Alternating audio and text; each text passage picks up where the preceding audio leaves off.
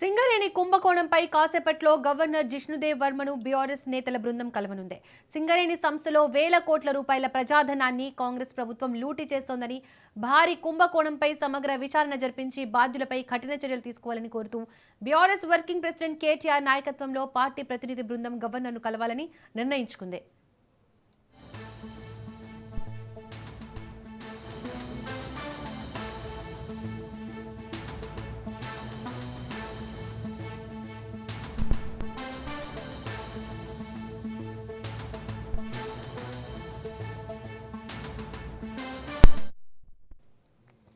సింగరేణిలో జరిగిన అవినీతికి సంబంధించిన పూర్తి ఆధారాలు, లోతైన వివరాలతో కూడిన సమగ్ర నివేదికను బీఆర్ఎస్ నేతలు గవర్నర్కు సమర్పించనున్నారు.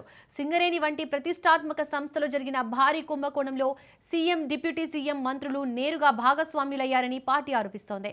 ఈ వ్యవహారంపై రాజ్యాంగబద్ధమైన పదవిలో ఉన్న గవర్నర్ వెంటనే స్పందించి తగిన చర్యలు తీసుకోవాలని విజ్ఞప్తి చేయనున్నారు. సింగరేణి కుంభకోణంపై సమగ్ర విచారణ జరిపి బాధ్యులపై కఠిన చర్యలు తీసుకోవాలని బీఆర్ఎస్ డిమాండ్ చేయనుంది. సింగరేణి కుంభకోణంలో CM Revanth, deputy CM Bhatti Vikramarka, మంత్రుల పాత్రపై ఫిర్యాదు చేయనుంది బీఆర్ఎస్ బృందం.